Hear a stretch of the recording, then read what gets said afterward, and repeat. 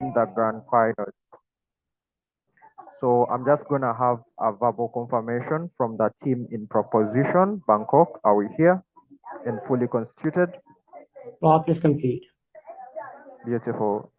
Team in opposition, Cranes A, are we here and fully constituted? Yes, sir. Beautiful. So we'll just commence the debate therein. Before that, is there anyone on the panel that can help me with timing? There's a timer on Zoom that you can use, or you can use your own physical timer, and then just help us with time signals in the chat. Uh, Yeah, no problem. I'll do that. oh, beautiful. Thanks, Sajaki. Okay, that's lovely. So we'll start the debate. First proposition, here.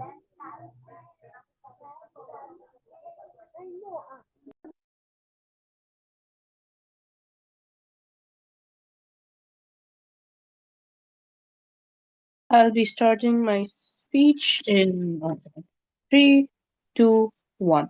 Political pardons are just a wild card for politicians to get out of jail. I, as the first speaker, will give you a model, two arguments. My second speaker will give you rebuttals, two arguments, and a comparative analysis on why we win this debate. My third speaker will give you rebuttals, clashes, and an overall summary of our case to solidify why we win this debate. The model on our side of the debate is that we are practically removing the idea of political pardons from the parliament as it increases or it gives more power to the criminal justice system rather than placing this power to decide the weight of a a politician's action or like their criminal action on the government who are not essentially educated properly on criminal justice system or on how to punish them properly. They're not supposed to have this amount of power, and we henceforth think it's unfair for them to have this power to decide who can go home free hand despite the fact that they have committed countless crimes or protests or are just unfair individuals who are in the government who are in the government. With this, I'd like to start. Yeah, I'd also like to bring up the fact that, again, as stated before, they kind of don't know how exactly the judicial system works, and it's really unfair to put this power in the hands of these, of the political parties who have no clue on how these people are punished, and henceforth they are more likely to be biased towards members of their own party, which is something it's something I will dive upon more in my argument. And with this, I'd like to start my argument. My first argument is that on our side of the case, there's increased belief in the government. The thing is, when people realize that a politician, despite no matter what crimes they commit, no matter what heinous things they do in society, they are likely to just be, left with left with a free hand because they're a politician. People are going to be like, that's unfair. Because the only reason why they're essentially getting this political pardon is because they're a politician. If it was the average man committing these heinous crimes, likeliness of him getting the same, chance or opportunity is completely less, and henceforth it's very unfair. Second point of argument I have here is that there's no one essentially checking on whether the government party deciding to give the political pardon is like doing it on a fair basis or not, and that's what makes the system truly unfair. And as stated before, they are not really educated to make any decision on this matter. And I feel like we also, I'd like to give you two examples of how this has manifested in the real world case. One is the Trump pardoning violent protesters on the 6th of January. Second is how in Sri Lanka, the politicians of all the politicians of the major government are just family members who are who are protecting each other, even though they essentially committed so many crimes, so many financial, like economic and violent crimes within Sri Lanka, essentially leading to a recession in Sri Lanka back in 2019 and 2020, which is how this could literally panel. Notice how this could literally destroy a country, as in the example of Sri Lanka. And this is where I'll also bring up the context of like developing or underdeveloped nations. Here's the thing: there's there's like there's a very much big need of the people of these nations having to believe in their government. And henceforth, there's more belief in the government or not with the case. Why? Because we know the government is likely to be held accountable. If the politician does something wrong, commits a crime against his own society, he'll still be put to bars. He'll be put to jail under the criminal justice system, who have enough expertise to determine on this topic, to understand the impact of their actions and henceforth punish them accordingly, which of course the political parties don't really have. And people are more likely to believe in the government because they know that a politician won't just commit a crime and just run away because he has the power to do so. And again, we would like to bring up the fact that the unchecked TOA, power aspect of the power dynamics is a major problem here. Yes, I take your POI. do politicians care about buy-in from citizens? Can you repeat? Do politicians care about buy-in from citizens? I do not understand or get your POI. I can't hear you. Okay, I'd like to continue with my speech. Yeah. The thing is, rule it strengthens the power that the criminal justice system has on the country. The thing is, we need to realize when these developing countries have both the developing government and these criminal justice system, people need to believe in the government and the criminal justice system, so that next time when they have a problem, they're more likely to place their belief in the criminal justice system, and to believe that they're fair and they won't let me down. And the thing is, they're also likely to believe in the government because they know that their politicians are likely to be yeah likely to be more accountable to their actions, where they're not only protected by their fellow members. Another thing is that we need to realize, because there's no system of checks or balances, where these political parties are where these political parties are checked on whether they're fairly voting for a political amendment, this could be used in their favor. For example, there's so many cases of when they protect members of their own party, where they protect members who belong to their party. Like, for example, Trump voting for a political pardon of MAGA members. Like, if Epstein was still here, he would have had a political uh, pardon. Another thing is, when we talk about public trust, abolition restores a sense of faith in this impartial justice, right? Which prevents any form of perceptions of elites being protected in the government, where they have, and this is very important in the context of developing countries. Why? Because there's this need for improvement of trust in the government, so that the people understand and trust that their society could function properly, because their politicians aren't going to run away the moment they commit an economic or terrible crimes against society. Another thing is, we need to realize, when it comes to the rule of strengthening law, this will bring more power to the judicial system. And we need to realize that this is really important. Again, as stated before, I want to repeat this just so that I can strengthen my argument here. The thing is, they don't have enough understanding of how the politicians' actions matter impact society, right? Especially if it's a crime against society. They're just going to, part of them, maybe it's because they're a member of their political party. Another thing is, this process to abolish is way more beneficial, as stated before, in the context of developing and underdeveloped nations, because there's an increased need for belief in the government and belief in existing judicial or criminal justice systems. With this, I would just like to end the debate by asking, panel, would you want your country's elite corrupt politicians to get out of the jail without any, to practically not even go to jail for the crimes they committed in society? With this, I'd like to end my speech. Never been more proud to propose. Thank you, first proposition, for that fine speech. Inviting the first speaker from opposition here. Yeah, can you hear me? Yes, you're audible. Perfect. Please just give me a few 30 seconds to get this timer set up. The split screen and all. Anyways, shout outs to coaches, shout outs to Glenn and Titus for carrying me.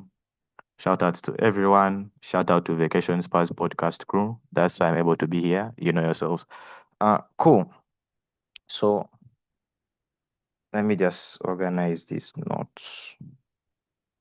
Yeah, I'm going to begin the debate in, wait, 8:15. Yeah, I'm going to begin the debate in 3, 2, 1. The incentive structure for politicians is not non-existent and arbitrary. Politicians are tied to the people. They cannot harm the people. They cannot do stupid things. Never been more proud to oppose. Firstly, on engagement. The only argument they have is that politicians don't understand the complexities of the criminal justice system and are more likely to make arbitrary decisions and unfair decisions. Four responses to this. One, they five responses to this rather. One, there is need to analyze the incentive structure that exists from politicians. Citizens actively inform the decisions politicians make. It means there is a very big incentive for them to be much more rational and much more nuanced when actively taking the decisions. Otherwise, they want to get votes in the next election. Secondly, I don't think you need an encyclopedia to understand arbitrary decisions, like people being charged for manslaughter when it was largely about self-defense. I don't think you need encyclopedia to actually understand those things. But then thirdly, given that the nature of these criminal cases is vastly high magnitude, things like murder cases that are arbitrary and like, there are large amounts of information that exists for politicians to read through and understand, given that I've already analyzed why they have the incentive to do these things, to actively inform the decisions that they would make when they give these pardons. Fourthly, I don't think politicians exist alone. I think they actively have advisors who are able to advise them on these things. They can get people understand these things much more and help them make their decisions. But fifthly and lastly, there is significant level of media scrutiny that would exist for a politician for any arbitrary decision they make.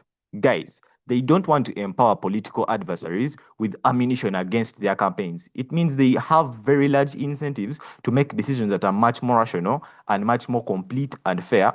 Secondly, I've shown that they have the capacity to actually make those decisions and incentive to make those decisions. So it means that argument is out of the debate. So, firstly, on setup, then I'm going to analyze why we prevent judicial overreach and why we get better lives for people coming out of prison. Glenn is going to analyze in second why you actively have better livelihood that exists within prisons in and of itself. Firstly, on setup, one, I think we need to understand the nuanced nature of these pardons that exist. Firstly, like I already highlighted, it's high magnitude cases, but high magnitude cases that have justification for being pardoned.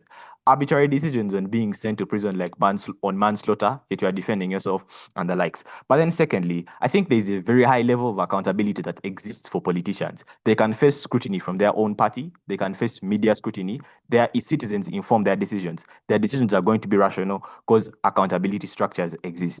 This entirely frames out the argument that comes from side proposition, aside from the five responses I'm able to give you. I'll take you in a minute. So, what does the law look like? The law is largely based on deontological principles. That is to say, in most instances, it is very rigid and very direct. There is little to no compromise that exists. This is harmful because there's a less likelihood that people have chance to justify why they actually did particular things. There is less likelihood for those things to exist. I'm not saying that they don't exist as a whole. I think it could just be much better. Before I get to analyzing the argument on judicial overreach, sure, shoot, POI. Our Don't you POI is think why that can't the criminal justice system do this? The criminal justice system cannot do this. Like it's going to be in the argument on judicial overreach, yeah? Don't worry, I'm coming. So on judicial overreach, the premise of this argument is simple. Courts and the CGS are, to some extent, very bad actors. The comparative is much better. Two reasons why they are largely bad actors. Firstly, the nature of their independence. They don't exist in an active obligation to the people, rather, they exist in an active obligation to be independent. That is to say, they are more likely to be like less empathetic. I mean, they are more likely to be less empathetic, and they largely don't have the same incentive structures that exist for politicians to inform their decisions largely. It means the magnitude to which they're able to be much more closer to citizens is largely limited. But then secondly, there is less reversibility of calls that exist because they largely care about your optics. Guys, they cannot be malleable and actively change their decisions because it's literally very bad for their optics if they change their decisions largely. This largely informs how they enter most court sessions in most instances, making the CGS like a very bad actor. So what's the comparative? Politicians are simply a better actor. Why is this true? They have more incentive to be empathetic because they have a vested interest in the people. That is to say, if someone has been in prison for manslaughter, but society considers them a hero and no one has any problem with that particular person, there are larger instances where this person is able to get released and politicians are actually able to get some redress, closure, and help for this person. We say, given the rigidity of what exists in the CGS, given the deontological principles it bases on, you're less likely able to have these things. Why is this a good thing? Firstly, and very simply, it reduces the existing monopoly of power courts have because there is more reversibility of judicial calls. When there is more reversibility of judicial calls, you reduce that very big hegemonic power that exists. This is important because there is a high likelihood on our side that we save people from a prison system that is underfunded because you don't win elections by telling people are going to send your taxes to prison systems. We largely save them from underfunded systems that are crowded and hard to be in. Secondly, you largely save them from systems that are violent, that are bad, and are inhumane. The overall impact here is on principle. It's much more humane on our side, and it's much more better for people. This is why it's better for people within prison. Glenn is going to analyze why even our side betters prison and reduces these bad things existing in prison. I want to take another POI before I get into the next argument on why we better people coming out of prison. Shoot quickly. 3, 2, EOI, 1. don't you think on both sides of the case, most judges are state elected judges, meaning that they are also held accountable by the public? The extent to which a judge is held accountable by the public, even if they could be held accountable to some extent, is very minimal. The incentive structures that exist for them, like I've analyzed, are not the same that exist for politicians. So why is it we get better people coming out of prison? There are two things here. Firstly, I think the significant media attention that gets people being released from pardons actively gives an individual incentive for these people to become much more better and behave much more responsibly when they come out of prison. But then secondly, I think the support systems that exist for reintegration want to be perceived as good. If they want to be perceived as good, they have a higher incentive to then help these people when they are pardoned, when they are out of prison, because then they're able to get much more buy-in from society, get much more donations, and get much more funding. The comparative, however, on their side is that you don't have as much significance portrayed on these particular people, so you don't get them the same access to help, and you don't get them the same incentive to be a good thing. This is actively bad because it distorts what the CGS ought to be, which is a system for reintegration, a system for healing, and a system for bettering people's lives. If we can better people's lives to a larger magnitude, I think it becomes much better on this side. It means it's much sustainable for people when they get out of the system from political pardons and they have more incentives to be good people. On their side, those large incentives don't exist to the same extent. It's not to the same magnitude. It means you get much more polarization, you get more radicalization out of the prison. Here. Thank you for the fine speech, first opposition speaker. Welcoming the second proposition speaker to extend for prop. Here.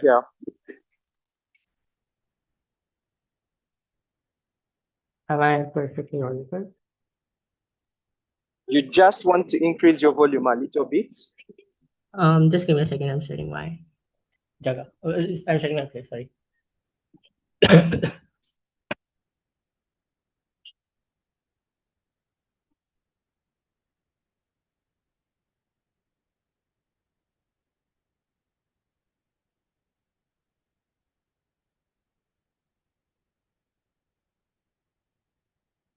I just want to make sure that I'm both audible and visible perfectly.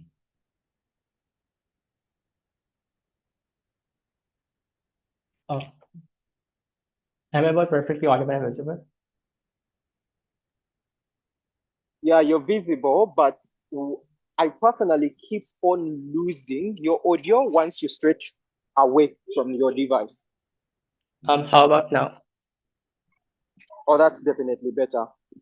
Perfect. I'll be starting my speech in 3, 2, 1. Political pardon is nothing apart from political impunity. It is an extension of the same idea of granting no objections towards politicians and letting them be and let them do whatever they want to do. This is essentially very important because I don't really get why any of opposition's mechanisms are likely to be true in this debate. Because essentially, notice this debate is not happening in absentia, where you have like holy politicians coming in the status quo who essentially are going to be the most responsible actor in this entire world.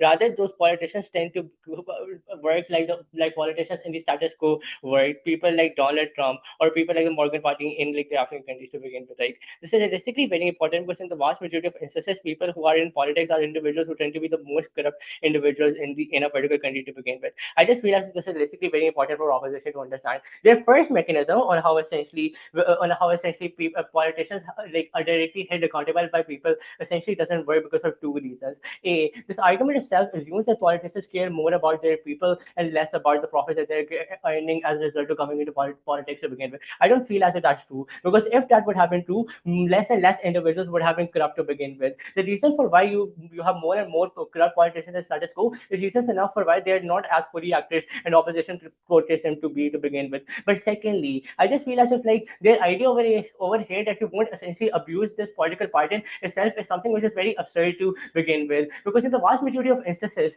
who funds your campaigns, by the way? If you are the politician and before elections are campaigning, who funds your campaigns? It's not as if you fund those campaigns by your own money. Rather, it is individuals who support you by not only voter base, but also by financial means. This is realistically very important because if you believe what happens in the status quo is that you have more and more individuals who form alliances with politicians who essentially come into power to begin with. Because politics is essentially a game of power to begin with. This is realistically very important because in the vast majority of instances, I just feel as it's a tendency for you to just like the tendency for you to then at that point in time hold those individuals accountable is significantly lower, and you're more and more likely to give them like impunity or like the political party to begin with, right? And those individuals tend to be the ones who essentially are the most atrocious to begin with. Take example of how essentially in Pakistan, like military establishment is like given a free hold over the country to begin with, and you don't essentially hold them accountable to begin with. This is realistically very important because at that point in time, corporations or individuals who have most meaning to politicians are the ones who are coming into power and they have more value as opposed to people in general. This is realistically very important because at that point in time, I just feel as if like when politicians like save their buddies is at a point in time if they can come into power again and again. They're less likely to care about individuals at that point in time. I don't think their idea is true. But secondly, their idea of how media scrutiny against politicians is reasons enough for why they're likely to make bad decisions also doesn't work essentially. Because notice, at a point in time in which you have more and more big individuals who are coming into power who essentially have the monopoly over developing countries and or develop countries, is reasons enough for why you can also restrict media. And this is also something which actively happens in the status quo, where you have more and more individuals who come into power and they start restricting media and what media can portray or not to begin with. This is exactly why you have Twitter banned in Pakistan to begin with. This is realistically very important because at that point, the idea or mechanism on how essentially you are less likely you can likely have media scrutiny against politicians is also something which is less likely to happen. So you don't essentially get that at that point in time, those politicians essentially make good decisions to begin with. But secondly, the only reason for why they have like or why so criminal justice system is going to make bad decisions is essentially that it is not empathetic to people. I feel as if like you as an agi are also not empathetic towards me. So you should just stop aging to begin with. I don't think that that's how it works because in the vast majority of instances, the prerequisite for you to being able to make a good decision isn't essentially empathy, but it's rather legal evidence that is still likely to exist on our side of the house. So the idea of how essentially you're likely to make bad decisions because like you're not empathetic to particular individuals in general is significantly doesn't work. But secondly, the idea on how politicians make better decisions because essentially they like care more about people essentially also doesn't matter because even if that is true, I just feel as if like you just like frick over a vast chunk of minorities to begin with because those are the individuals who tend to be in minorities and are going to be suffering the most because under this same logic you have to appeal to a majority community to begin with. Notice what happens on their side of the house. If their assumption is also true at that point in time, I feel as if more and more politicians are going to care about what more and more individuals think to be true to begin with. I don't think that is likely to be the best possible thing for everyone in general. I just feel as like at that point in time, going to make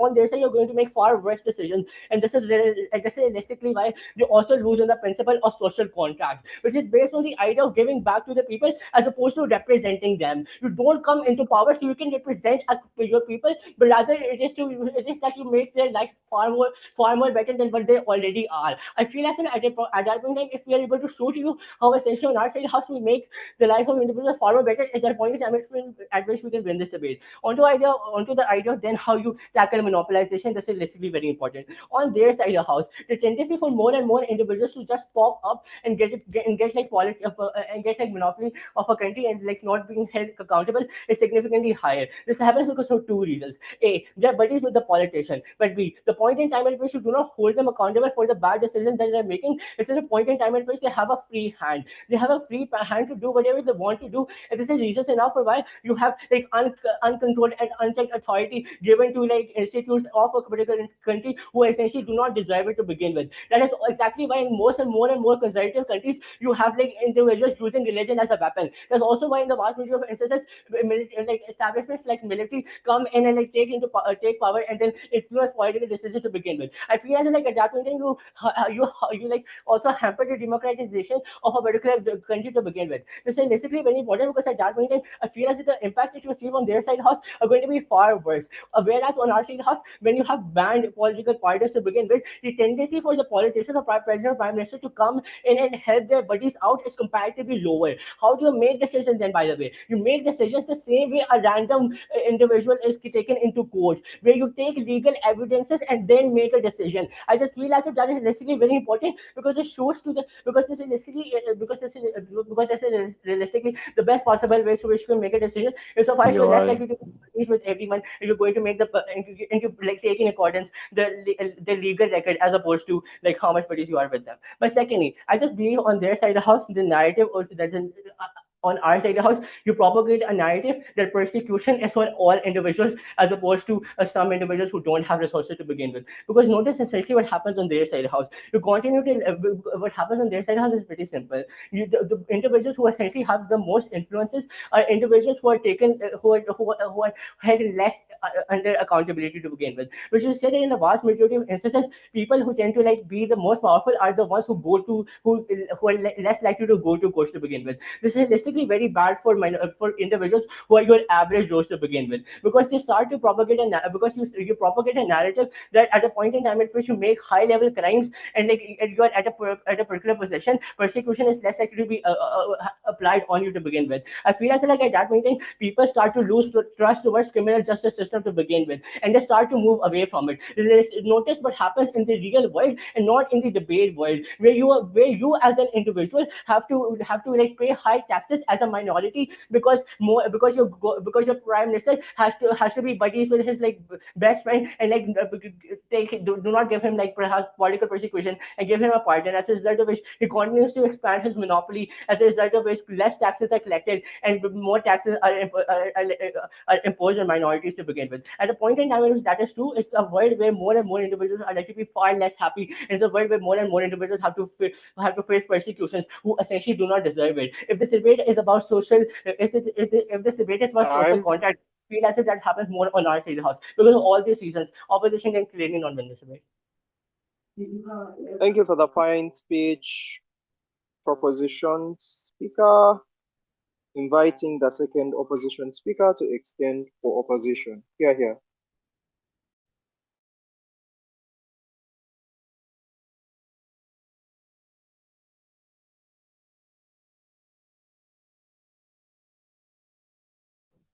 Hi, hope I'm audible. Yes, you're audible. Right, give me some time. Let me arrange my notes. Yeah, let me arrange my notes and set my timer.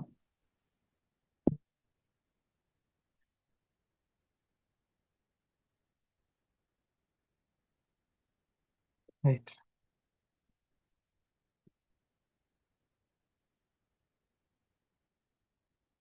Yeah, I'll set up my timer now. In terms of shout outs, I guess, shout out to Ryan and Title, shout out to Rain. For some reason, within opposition side of the house, the way politicians are characterized are people that don't actively care about political buy-in, don't care about what citizens think about them, but much more likely care about how able they are to keep their relationship with like their best friend who they want to prevent from going to jail, I think that's less likely. I think what Ryan frames as to why political buy-in is important for these people is what largely wins us this debate. We are very proud to be opposition. Okay, a little bit of engagement first. I think the chart that comes from them first is that how these people are ignorant about the law. Why is this less likely? First, I think they're coerced to learn about the law simply because this mechanism exists. Why? A, the power within pardons naturally creates incentives for you to learn about the law because it's a lot of power. You're able to prevent somebody succumbing to punishment and like all the atrocities, all the lack of agency that exists within prison. So the power is what coerces you to probably learn about the law because you want to make the best decision possible. But B, I want to deposit, just like they say, the law is extremely complex. So you aren't going to go there half-witted or like having no knowledge about the law. I think the complexity of the law is what coerces you to learn more about it. But see, there's preemptive fear of scrutiny for like a law misunderstanding. The fear that the media is going to perpetuate you as somebody who's ignorant actively coerces you to learn more about the law. But D, you're incentivized to garner knowledge from like knowledgeable advisors. So you talk about this law with like people that actively know about it, lawyers, people that are actively involved within the law world. Why is this important? A, it mitigates the claim and shows unlikelihood why you get more knowledge on the law. It shows a vast majority of politicians that serve out pardons likely know about the law. But the second response here is simple. I think it's easy to learn about these things. Why? It's one case. It's easier to analyze the nuances that exist within one case that's recommended for pardons. It's not like a multiplicity of cases that you're actively interrogating. I think you only interrogate the case that's recommended for pardon. So it's just much easier to gain capacity to know more about the law. The next chart from them is that, hey, these guys are going to be biased and it's likely to be on principle and fair. Let's take them at their best here. Even if it's a political candidate or their friends that they actively deter them from like facing this punishment. These are people that have lots of prejudice against them within prison. These are people that are really, really hated. Why? Because most people that commit crimes likely commit crimes because they don't have the capacity to survive within society. They commit theft because they actively succumb to capitalism. These same policies that these political leaders have had a hand in making. Given that they are really, really hated in prison, why is this important? We think it's justifiable that these people protect them from a harm because this harm likely escalates into more violence within the system. Why? Because you actively put a target onto this person's back. So the mitigation of more violence that exists within a prison system that's already renowned for huge levels of violence, is something that's probably good for our side. I think also counterintuitively, given in the worst case scenario, you probably get a lot of backlash when you pardon somebody simply because they were your friend or because they had a relationship with you. So just counterintuitively, it makes these people's relationships much more likely to be coerced into being more moral, into like doing less illegal stuff, because they probably want to mitigate the amount of scrutiny those succumb to. I think my extension is going to be valuable on principle as to why in of itself it gives people capacity to defend themselves from a harm, and it also will flip the chart on social contracts. Why do political pardons give the capacity to defend people from a plausible harm? I'm first going to analyze the groups that are harmed within prison and saved by a pardon. A, Ryan is able to explain why most people that get political pardons are those that have succumbed to unjust convictions. More structural reasons as to why this is likely. And this is going to be important because it shows there are much more stakeholders that are saved from a harm. It's not like friends, but more people that succumb to unjust convictions, right? A, there's necessity for these leaders to accrue a lot of buy-in. Why? You need citizen empathy. You need glaze from citizens because these are people that actively put you into power. So you want to create certainty that you likely stay within this power, or at least increase the likelihood of you staying within position. But B, there's preemptive fear of backlash. Why? A, pardons are publicized in nature. So you have to give reasons as to why you get this pardon. You don't just say, hi, you're getting a pardon, and nobody will ask you questions. So it's like likely publicized in nature. So you want to mitigate the preemptive backlash that would come when you give a wrong call. Why is this valuable? On scale, more likelihood of unfair convictions being reversed. But see, I want to deposit that this is done within a political strategy. The context politicians do this within is when they are probably succumbing to huge amounts of political scrutiny or need public trust. So it's more strategic to clear someone who has just been unjustly convicted, because if you just clear your friend, you likely succumb to much, much more scrutiny within the public. Why is this valuable? A, it shows political pardons are the most viable mechanism that exists to safeguard unjustly convicted individuals from an inevitable harm that exists within prison. I want to analyze the second group. The second group is individuals that can't survive within a prison system. Why are these existent? People with like health conditions that are really severe, people that are frail, people that are like elderly. But see, and the inability to cognitively cope within prison because maybe you have a mental disability. Why is this important? These are people that have no hope of an opt-out mechanism in the event that they're taken to jail because they're unjustly convicted. The third group are people that have been ignored within the parole system but have worked hard to reform. Why? A viable mechanism for considering someone for a pardon is probably if they've had good manners within the prison system. This is what actively creates incentive for people to work better. So Ryan's extension as why prison life likely becomes better is likely because more people act morally. Why is this important? I want to deposit that given there are less opt-outs, simply because you remove a pardons, it's likely that a vast majority of people succumb to this inevitable harm. Why are prisons really bad? And that's perpetuate a harm onto people that's principally justified to defend yourself from. You lack agency within prison. Like you can't choose what you want to do. You can't just loiter around any single time you have to do. You have community work that you actively have to do. But B, it's a really, really poor lifestyle. What Ryan is able to tell you is that these are crowded prison systems. You're served horrible food. You don't have the capacity to actualize within prison. But see, there's lots of violence there. People that go into prison have the risk of losing their life due to stuff like violence within the prison system and stuff like that. Why can't judges exclusively protect these groups of people? And this is very important. They're exacerbatingly deontological.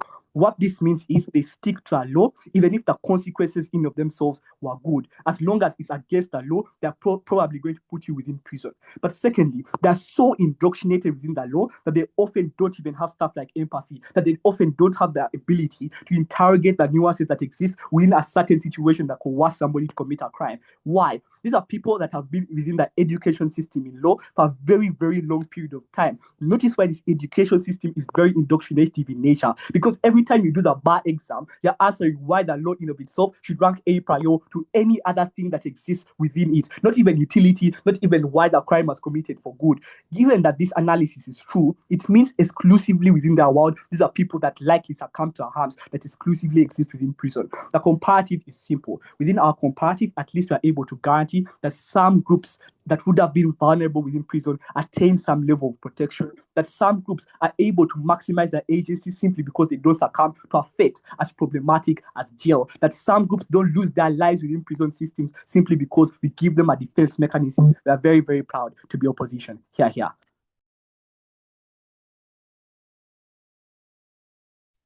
Thank you for the fine speech. We are now welcoming the first whip speaker for the round, Government Whip. Here.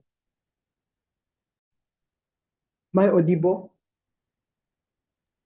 Yes, you are.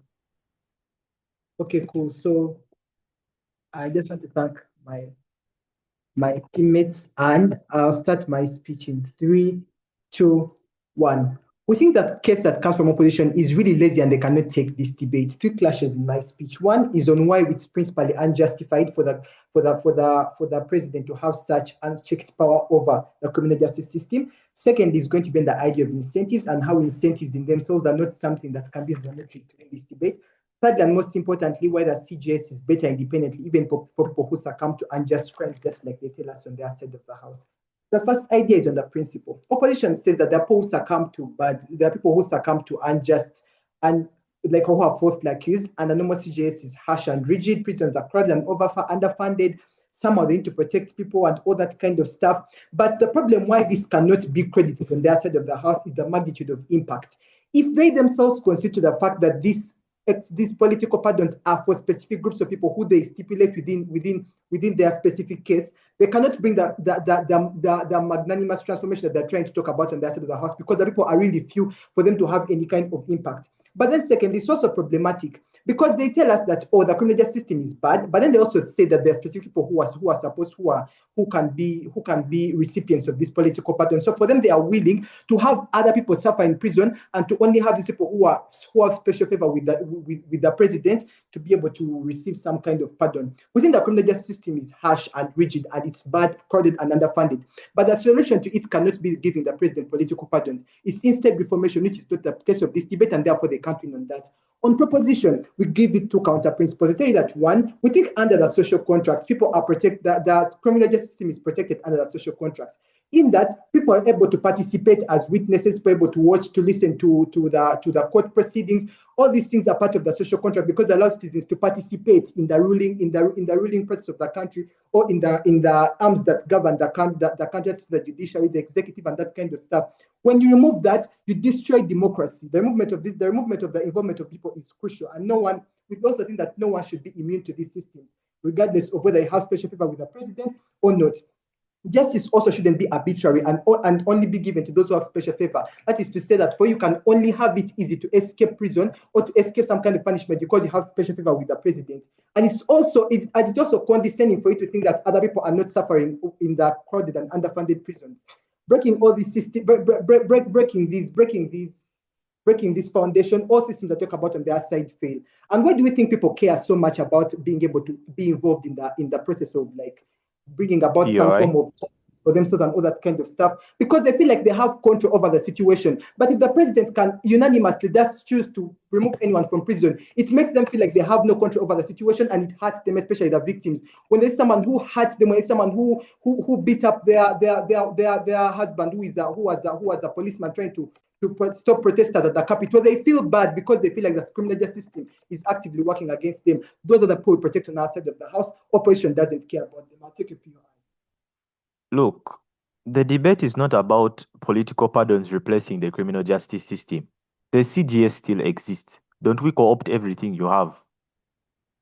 That's the thing. You can't co-opt everything you have. You might co-opt it, but you have more problems on your side of the house with this unchecked power. That's the problem with the side of the house. Second is on incentives. Opposition says that, in their world, the president is going to care about citizens, media scrutiny, and he's going to have these advisors who are going to give him contradictory views. And some of the advisors he's going to have are more likely to challenge him. That's the premise. That's basically the premise, because they think they're not just going to concede to whatever he says. These things only work in perfect democracies. Those are basically perfect democracies where things like citizens, media scrutiny can work, and advisors. But even if these things can work, we tell in second speech, who are more likely to be pardoned are people with special favors. For example, Trump could have pardoned Epstein if Epstein was still alive because there were so many stakes for him. Trump could have been able to pardon the Republican protesters, but he cannot pardon people of the Antifa because they are not Republicans, they're not MAGA, they're not people who he relates with. He has more stakes to lose. He does care about stakes, but he only cares about stakes for people who are the in group. For the people of the out group, he only cares about propagating fear. But even the idea about media and advisors is so lazy for them to be able to bring in this debate, because media can be controlled. They don't tell us why media is likely to be controlled anyways. Trump can decide to shut down NBC if he wants to, if they're actively scrutinizing his actions. Those are things on your side of the house that you're allowed to continuously happen. But even the advisors themselves he has, that was so lazy of it to bring up advisors, because advisors still have similar incentives to the president. There is no reason as to why Trump is going to pick an advisor who is a Democrat. He's more likely to pick an advisor who is a Republican, who is MAGA. They have similar ideas. So if he thinks someone should be put out of prison, the advisor is less likely to challenge him. That's where the problem is. No one can check his power. But even if political buying were a thing, and someone we took them at their best case and said, okay, political buying is a thing, let us be charitable to them and consider political buying is a thing. These leaders are executive and insulated against the public pushback they themselves talk about. The people they pardon are the greater assets. Trump is more likely to pardon Elon Musk because Elon Musk has stakes that could be definitely held against Trump. He has specific information that can be held against Trump. There is no reason as to why Trump should pardon someone living deep down there in Tennessee when this person does not have any huge stakes to him. They didn't tell us why Trump would care so much about that. And they also tell us that, since they care so much about buying, there are some who are going to not make these bad decisions and release their friends. If buying was such a big thing, Trump would have released all the Epstein files already. Even with all the pushback from both Democrats and Republicans, he hasn't released the Epstein files because he's insulated against the pushback. No matter how much you go and riot on those streets, no matter how much you go and try to throw things over the Capitol, President Trump is insulated against these things. And you think this debate exists because of the pardoning of the January 6th protesters that beat up policemen, and why that is a bad thing. And then, lastly and most importantly, why the CGS is better independently, even for the people who succumb to the unjust crimes that they talk about on their side of the house. You think on our side of the house, people who succumb to unjust crimes, they receive due process. when you're able to have people like witnesses testify for you, when you're able to have the judges have some form of deliberation, when evidence is put forth that you actually didn't commit those crimes, those things make you feel good. Political pardons are more likely to be executive orders. That is to say, unless the President Trump is less likely to go and say, oh, let me sit with the Congress and discuss whether we are going to have some form of political pardon. If they concede to that, the political pardons cannot happen on the other side of the House because there's going to be so much push from for the Congress for him not to put out the political pardons. These political pardons are most likely going to be executive orders. That even makes the whole situation worse. On our side, the process is very crucial. It creates transparency, and this transparency is important in shifting how the public perceives this criminal. You can make a comeback when you come out from prison because the criminals, the public was able to see the evidence that was fabricated, how witnesses testified for you, and the whole idea of the elderly, the sick, the poor, and all that kind of stuff. The CJS is not so senseless to put as someone who is like weak and elderly in a prison where they are going to die. Of course, they're going to put them in condition that can allow them to be able to live reasonably. On opposition, the specs for the criminal, but when you come out of prison, they're going to say only came out of prison because Trump pardoned him, because some other president pardoned him, and that hurts. It makes it difficult for you to come back into society, to make a meaningful comeback into society, because you look at it as someone who is just a political pawn that the president just wants to use, and they could never understand why you, even if you didn't commit the crime, they're more likely to think you committed the crime, and therefore the president thought that the criminal justice system was going to work against your favor and put you in prison. For all those reasons, we are so proud to propose. Thank you for that fine speech. Government whip, inviting the opposition whip speaker here. Okay. I'm going to begin in a few seconds. Let me just set up.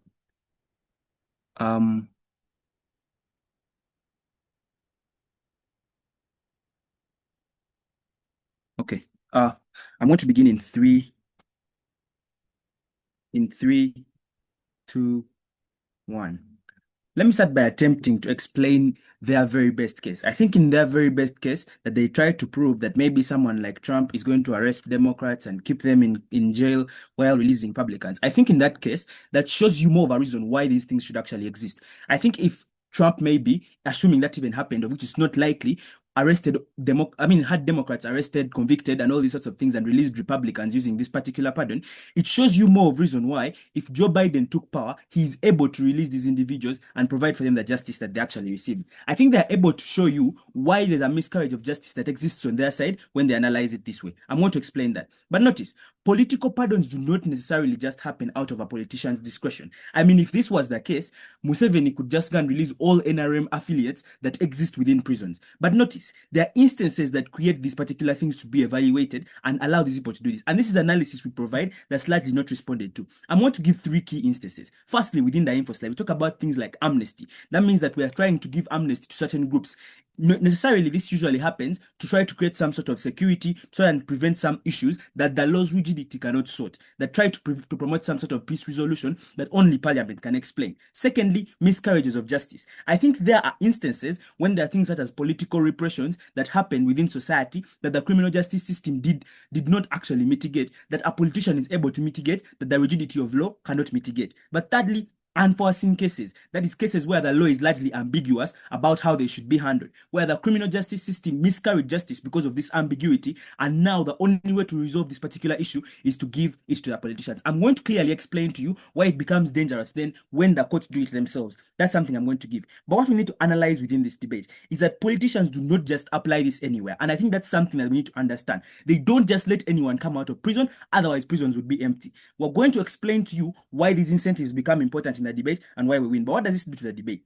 I think it flips all their analysis on how they just give these pardons out to family members and all those sorts of things that they try to run. I'm going to engage on that more. But notice, panel, this is something we need to understand. I think when there's a separation of power within legislature, judiciary, and executive, all the arms need to be checked. We're not going to just leave complete power out to the judiciary.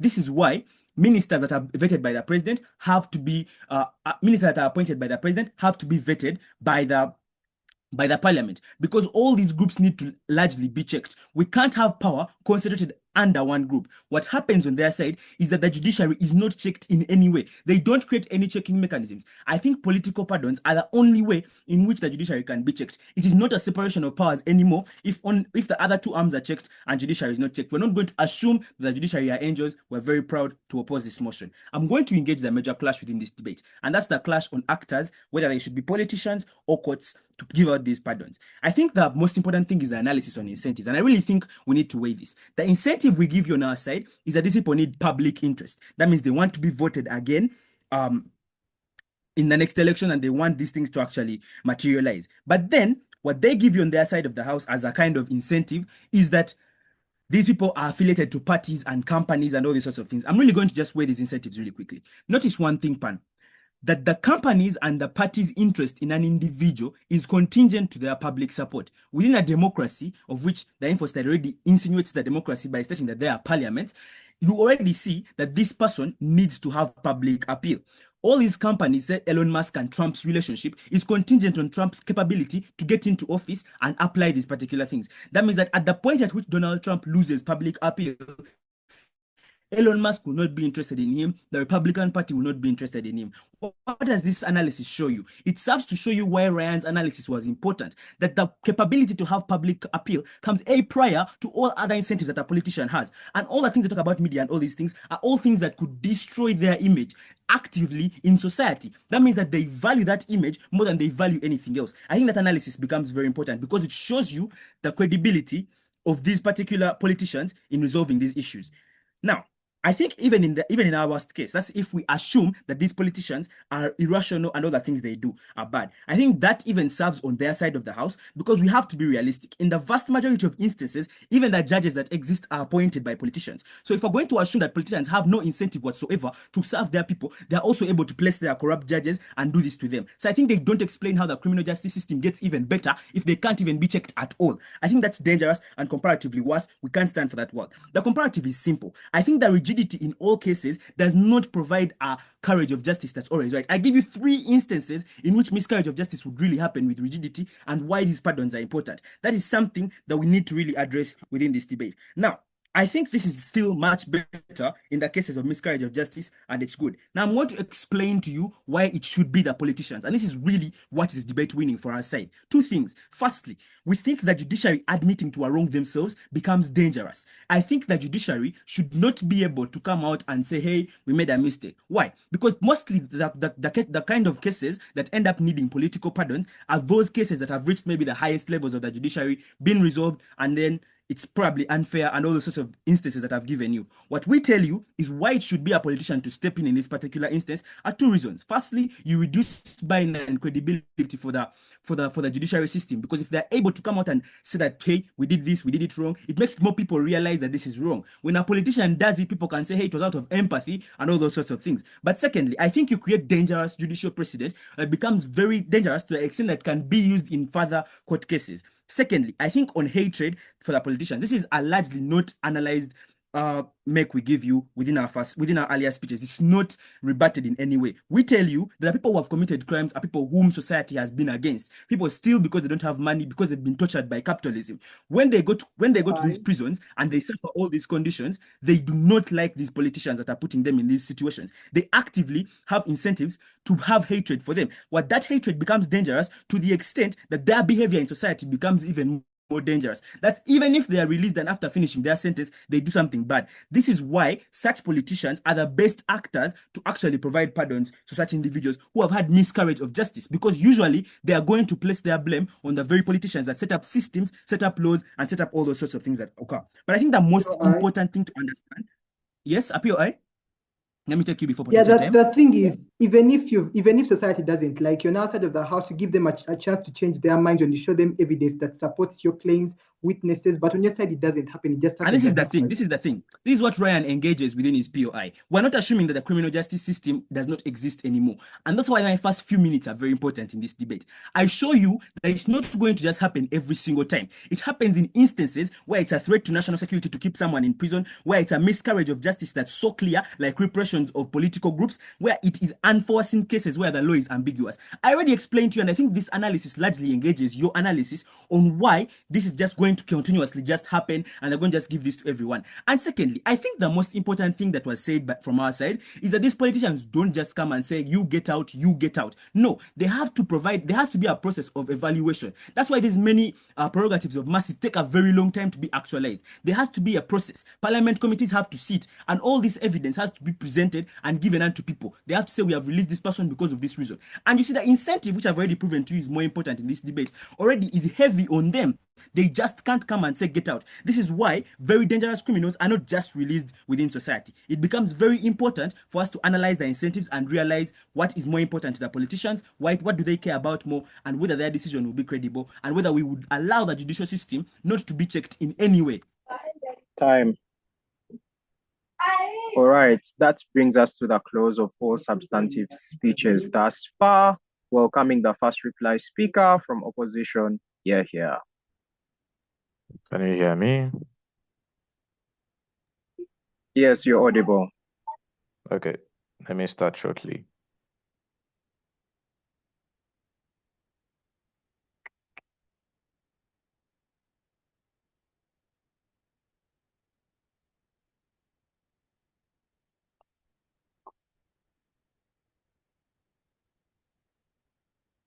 Fine.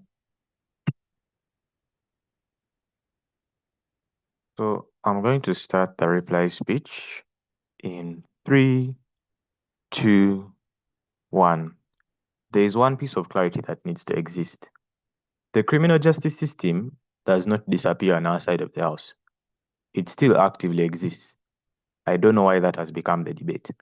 But secondly, it's disingenuous to flood a bunch of the debate with examples of Donald Trump, because that is largely uncharitable to the debate. You're debating one very specific nuance of a political actor, yet we're able to give very large amount of substantive on why the vast majority of political actors are less likely to be this way. That cannot be the debate. But secondly, corruption existing is largely not in the spirit of the motion. We're able to show you the incentive structures that exist. But still, even if we are to say corruption exists, that just washes out the debate. Because if that corruption is so bad, the CGS cannot actively be insulated from that corruption. So it's a wash clash. That's not the debate. The next thing is, I think there is significant low levels of engagement on two arguments that have flown from our side within this debate. Firstly, on how it's easier and much more better to reintegrate people in the society. We tell you that this comes from reintegration organizations and staff trying to align with these people because of the buy-in to help them get and donations and stuff. But we also show you how it creates individual incentives for people who have been out of prison to be on their best behavior. The analysis is nada. It's not there. Their engagement is to say, this is not important because the politicians are just going to release people for. This is not true. Because aside from the 5 rebuttals I gave, right from Glenn's speech down to Taita's speech, we're able to analyze the incentive structures that exist for these politicians, showing why they are less likely to make decisions that are arbitrary. I don't think that's the chart. But then the next thing was on this big idea of credibility of the systems. Let's look at it like this. Glenn analyzes the mechanisms of accountability that exist. That is to say, they look like press conferences, public statements, and a large amount of things you have to do to justify certain decisions before they are made, and all this stuff, yeah? So you don't just come out of the blue and release people. That's not how this works. There are checks and balances that exist to ensure this is much more credible and this is much more better. What do they say in response? They say politicians are corrupt. I don't think that's the debate. That washes out the debate. Now, in terms of strategic issues with their side, firstly, on the lens of analysis they chose, their biggest chart of analysis is to say the CGS is much more better because it's not corrupt. Again, we have shown why the politicians are not really that corrupt and why that's not the chart. But I think the next thing is what we said in Titus's speech. This is very important. Titus explains why pardons are made based off of public buy-in. So you release someone because there is support for it. The heroes I talk about within my speech. The judiciary can't do this because of the framing that they concede to of how the judiciary works, because it's very rigid on deontological principles. So politicians use this as a political strategy to mitigate things like anarchy that would come from like public heroes not being released. That's the check on judicial power we're talking about. That's the analysis that has largely not been engaged. I think the debate from their side is largely parallel and just a rundown of why corruption is bad and all these things. In as far as their case is tied to that thing, and we're able to show why that is less likely, and a large chunk of our matter is not responded to, we are proud to win this debate from opposition. Here. Thank you for the fine reply speech. Welcoming the last speaker for the reply speeches. Proposition reply speaker here. Am I audible? Yeah, you're audible and visible.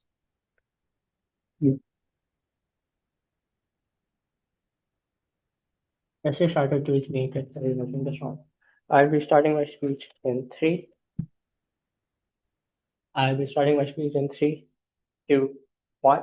Debaters have the tendency to debatify very human arguments. So, very two human example observations of how the criminal justice system tend to work and how does this apply in this debate.